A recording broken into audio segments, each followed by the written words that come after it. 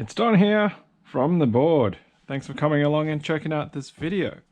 So this is the next part in turning my Carter No.7 jack plane, jointers plane, into a shooting board plane.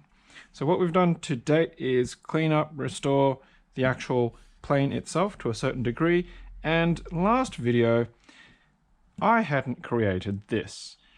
This is my version of basically what's called a hot dog, which is to add a grip to the side of the plane that allows me to use it with the shooting board. I actually haven't used this yet. I haven't tested it, but I have made this. So what I've done was I used a bit of cardboard, which the profile I measured out over here, which was from against the actual body of the plane. So if we flip it to this side, you'll see that it matches against the profile of the plane about there. And then I use that to actually cut that base piece out, and I shaped it, and I got that curvature using my spoke shave. So that was actually a really fun process. First time really using my spoke shave, and yeah, just getting that shaping down.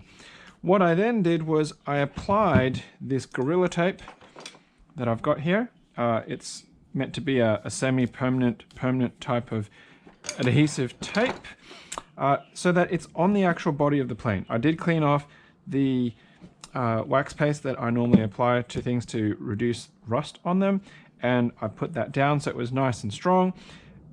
Gave a good contact, and you know, while I could probably peel it up right now, you know, the edge of that does come up, it's not really going away because it's quite a large surface contact area.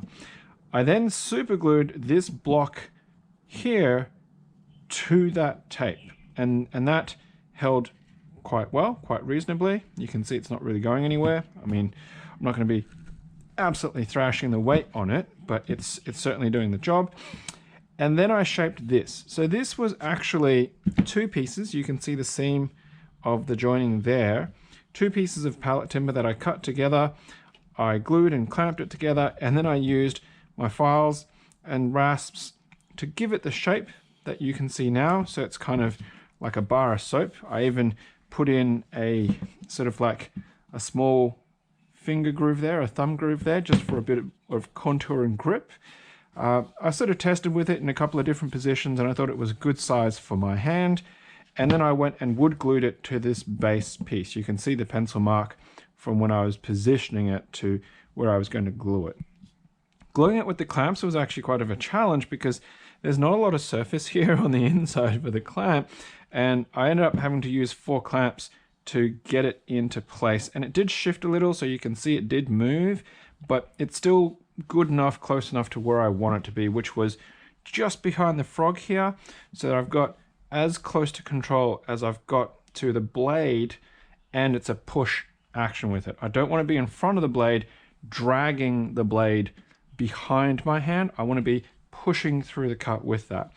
Now the actual hand position here, I can get my fingers all the way in behind because there's still space next to the frog and the handle, and I've got that sitting into my heel, but it also gives me, I can grip it this way, I can grip it this way, I can grip it this way, and I can apply that sideways pressure onto the actual board as I'm cutting it. Now, as a refresher, this is the wrist rest for a 40% keyboard that we've been using to sort of work with, and so that was where we got to making this homemade shooting board, to using this, because my number 4 Sontax that we used before for this was a bit small, was a bit hard to hold and control and actually shoot with, whereas having the bigger plane, bit more mass behind it, bit more force, bit more inertia, allows me to be able to cut through that difficult end grain.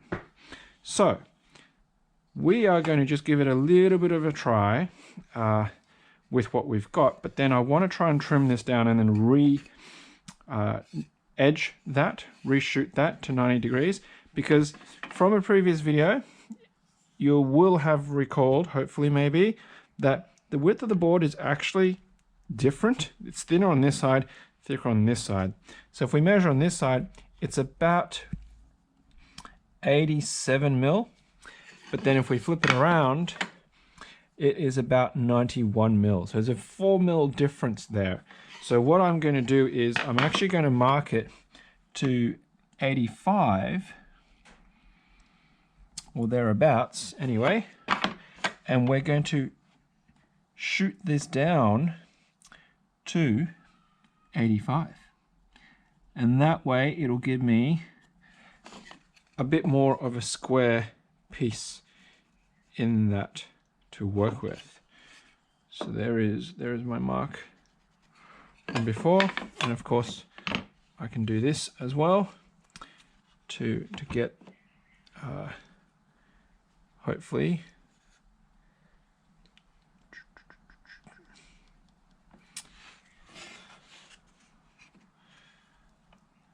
something a bit more square. Well, that's technically the worst side actually. I should be measuring from the thicker side, the back side there. So let's try that again, because I know that this thicker side is actually more true to the edge as the way that it was intended. Okay, so we're going to we'll mark it this way so it's a bit better. So this is about how much angle of deviation there is between them, that I will actually try and use this to shoot as well, because I know that one of these edges is actually pretty square. Yeah, so this edge, this top edge is actually quite square to the back, which will allow me to shoot that as well. Okay, so we'll see how that goes. Could be absolutely disastrous for all I know. Right, so what I've got here is a rag, an oiler rag in a can. So this is a Paul Sellers thing where you put just some old fabric. These are just some socks that I've bunged in, and you roll them up and squash them into a tin can as best you can, and then you saturate it with an oil, a light oil of some kind. So what I've got in here is just mineral oil, just a white spirits. I'm also going to apply that to the shooting board so that I get a nice, good, smooth surface to it.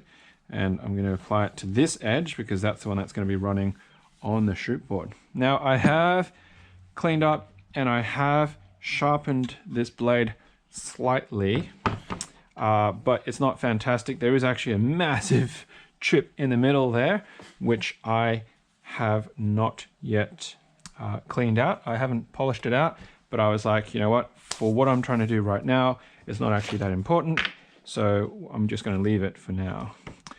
Question is this going to reach? Yeah, it will. Okay, so let's, I'm going to butt that up, just like that.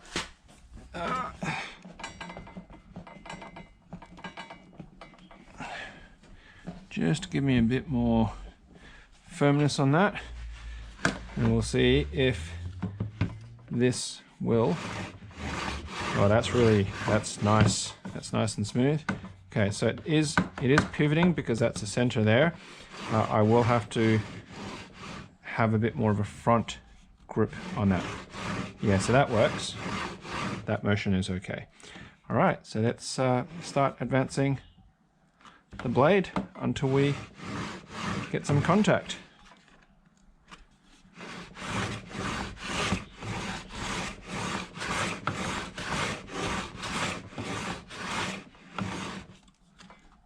Getting a little bit of shaving.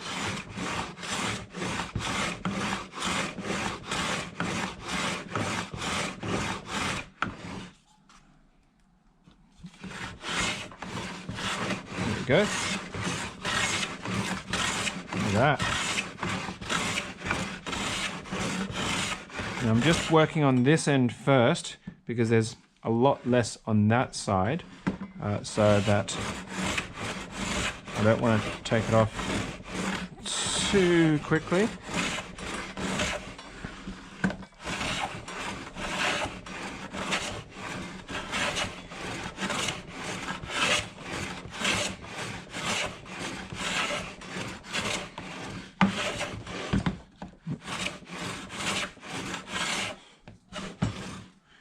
getting some good shavings there.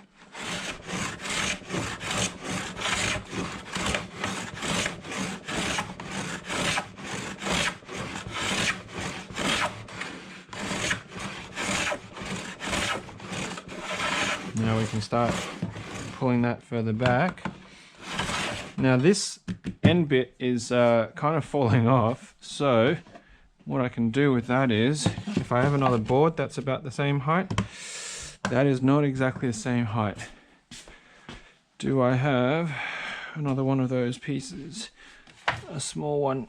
I think it's actually this size.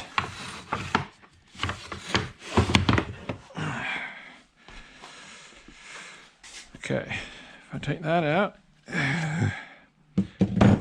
that should be the same size. Yep, there we go. And that'll give me that full back edge support.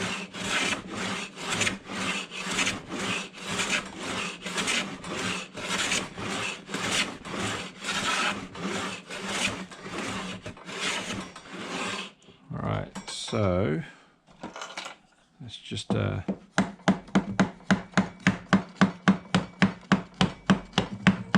that a little bit out.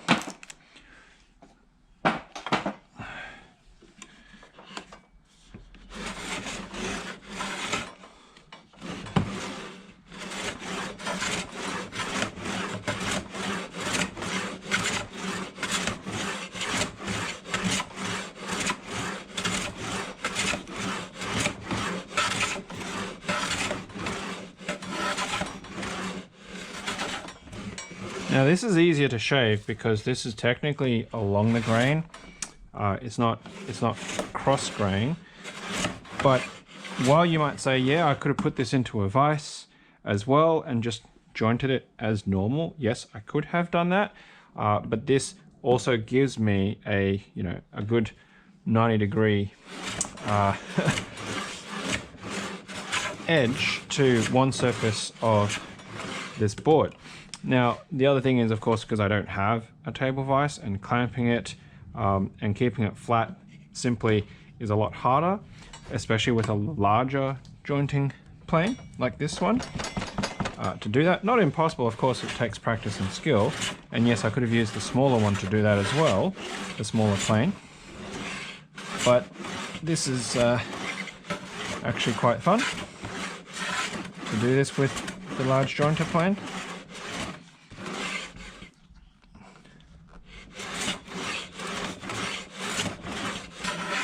Okay, so I need to probably do a bit more at the back now because I'm getting very close to that line at the front.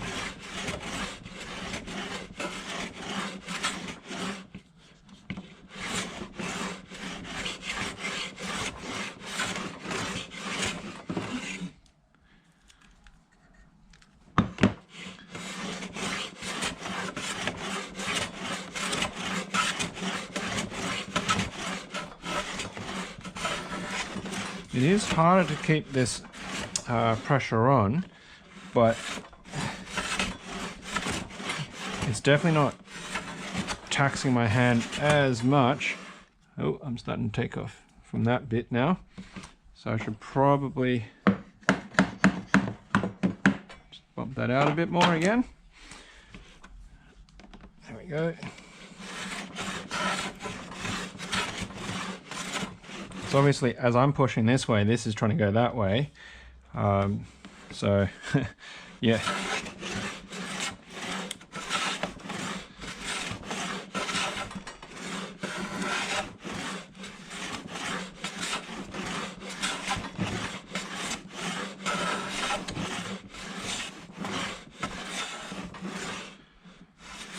Nearly there.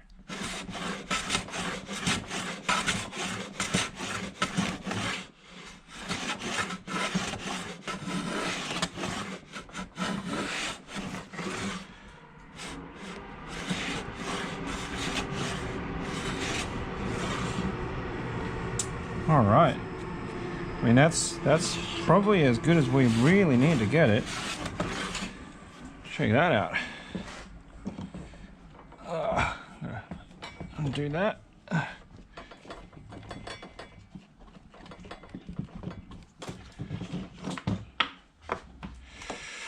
Whoop. There is a slight angle on that, and that's because I think this squareness I mean, I thought it was pretty square.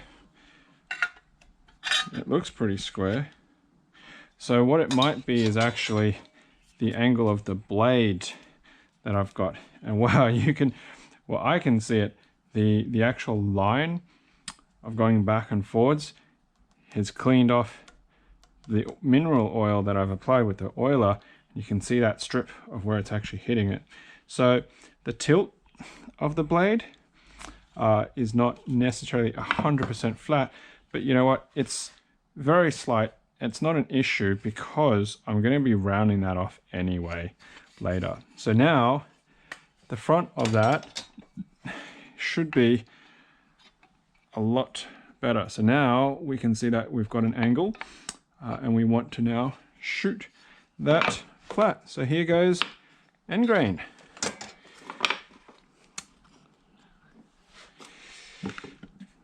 Well, probably could clamp this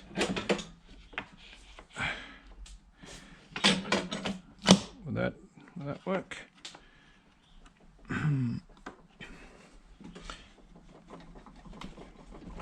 Like that. Oh no! I just had a huge blowout because I completely forgot to brace the back of that. So that is undesirable. Absolutely terrifyingly bad. Learn from my mistake. Always put something behind it that is going to support your piece of timber. So I need something that's roughly that same size or bigger that's going to also be square. So that's not going to work because that's not square. Snap! Do I have anything?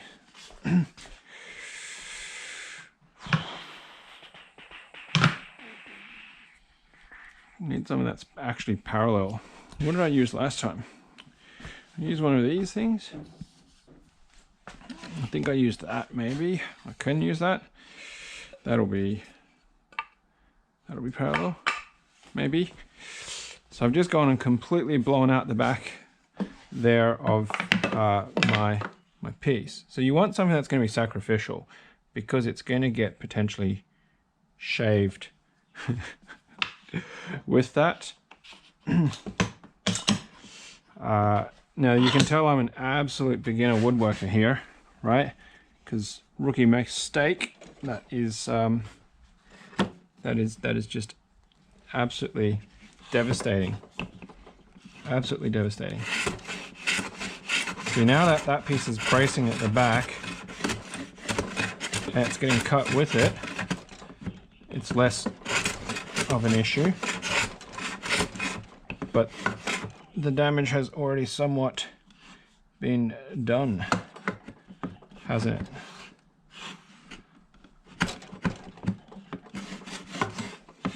Now that, I've taken some chunks out the front there.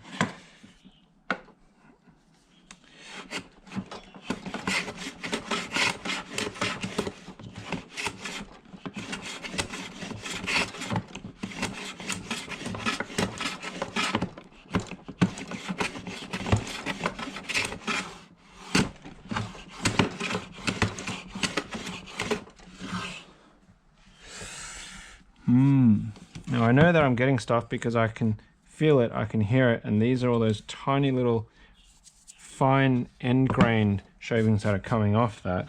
Now because I haven't actually marked what that looks like, but I can see with the square now, so if I push right against with that and not on that surface, you can see that's actually quite nice now on that side.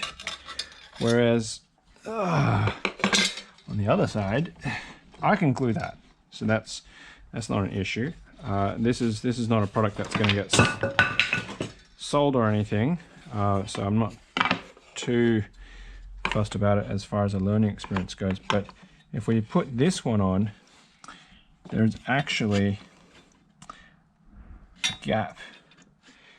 So if I go on this side, there's an air gap there, about 1 mil, whereas there's still a gap there. They're both tapering in. Okay.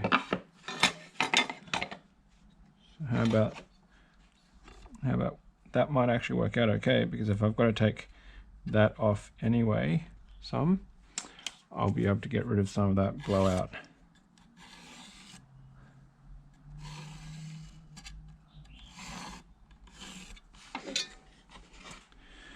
All right.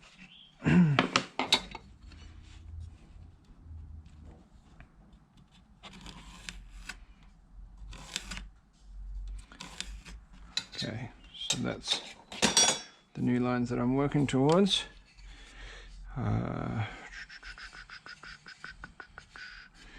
So let's go for that way.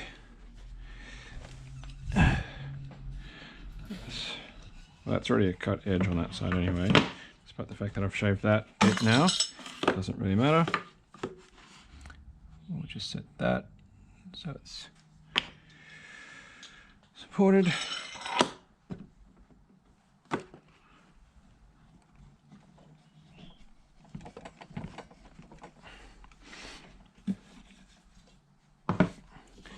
All right, now we'll need to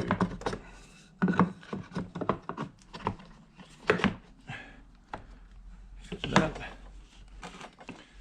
like that.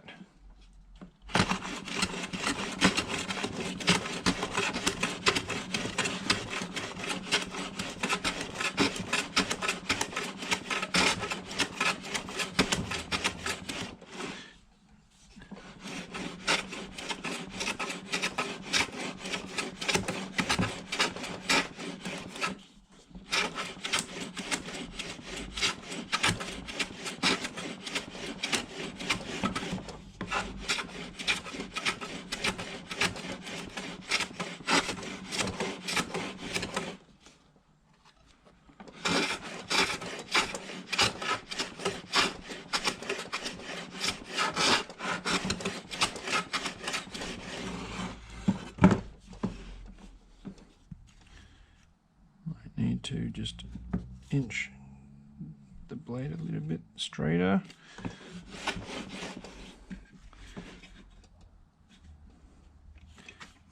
Might need to advance it a bit more evenly. See, that's too aggressive. Maybe. There we go.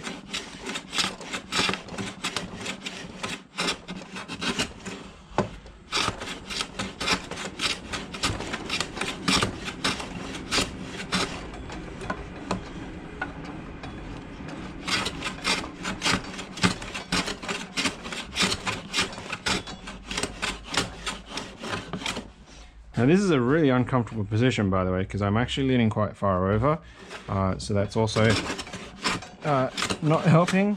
Whereas if I was more over here and I was actually able to shoot with my arm 90 degrees, then I'd probably be able to get a better, more ergonomic application of force against it anyway.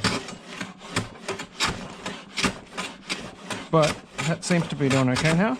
Yeah.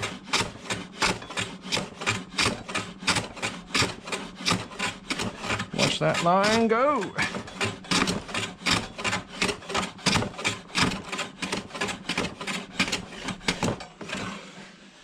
Look at that. That's pretty close to square if you ask me.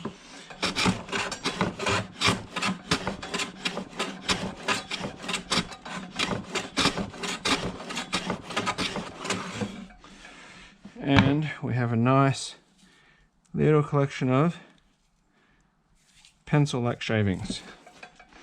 Okay, so let's go flip that around and try not to blow out the other side of this. Alright, so that end piece there, yeah, we've lost a little bit there.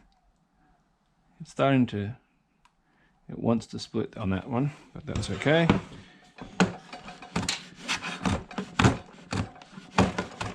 Right, so that's probably a bit too aggressive for it. Let's back it up.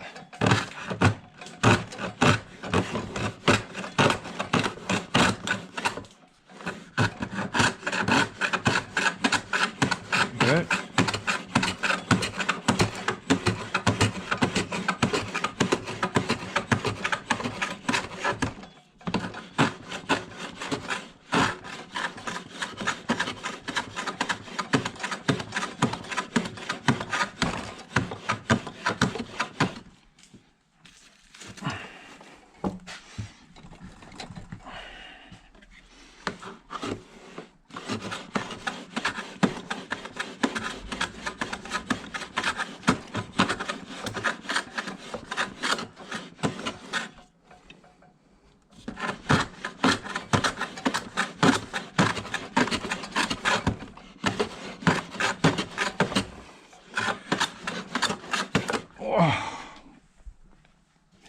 Hard work.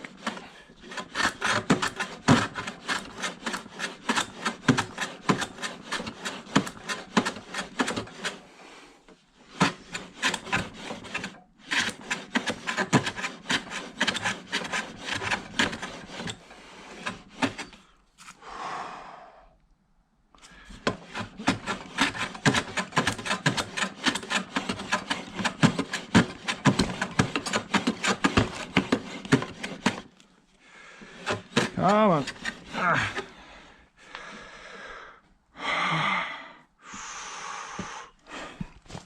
You don't need to go to the gym. All you have to do is woodworking. Well, let me rephrase that. You just have to use hand tools.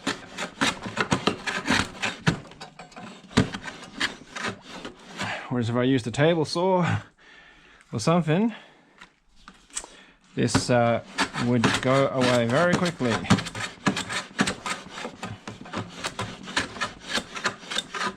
But these are skills that should not be forgot and lost.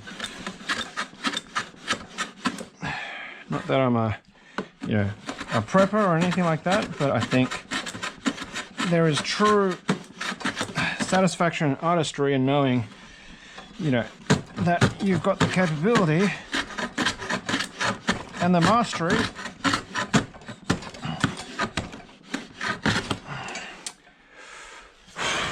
to do this.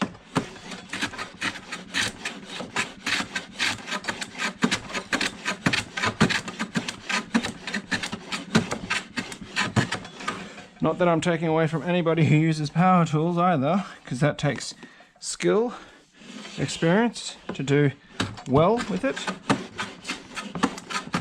And of course safety. Not that this is any safer. Whew.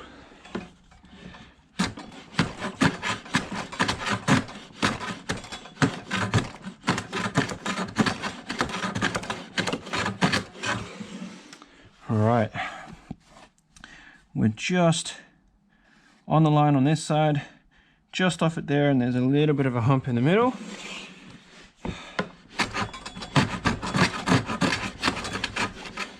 Takes care of most of that lump in the middle. And now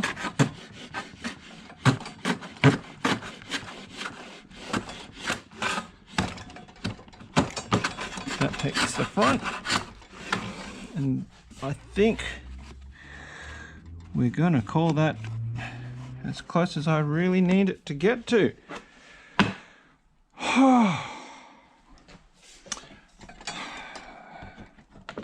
Just worked off lunch.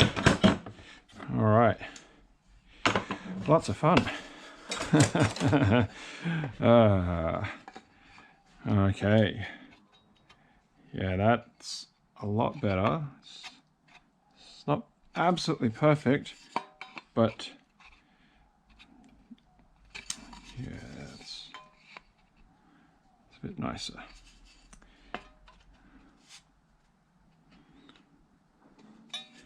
For a hand-jointed, handmade bit of pallet that we've now turned into pretty close to a wrist rest, that is fantastic.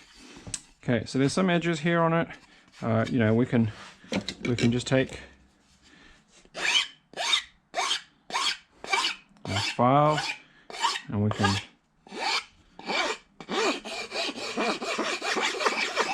take them off.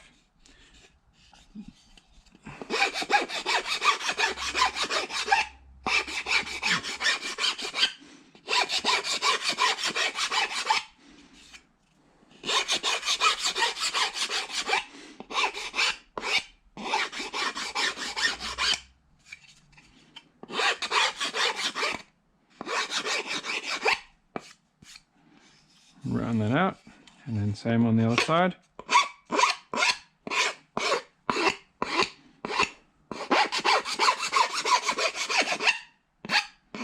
Alright, losing more bits off the end there.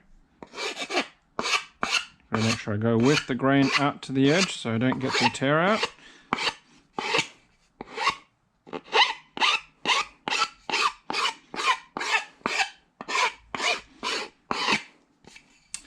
Right, so it's just round off where we've done the shooting, so we don't get any uncomfortable ends on that.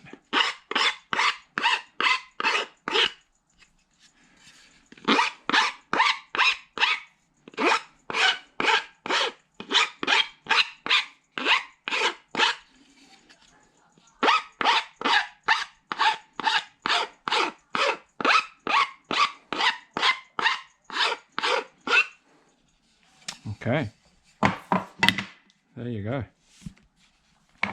Now the end of that I do need to glue. So let's get our good old friend PVA. And let's just gently get that cracked open a little bit so that we can work in some of that glue. Suck that into it. There we go. Get a bit of it into the top there.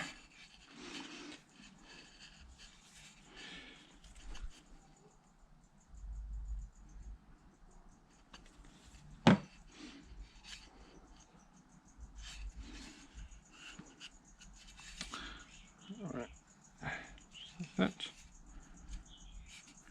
I'm not going to clamp that really, I just want it to sit naturally, although I suppose I probably should clamp it. So this is going to be long enough. Oh, just long enough.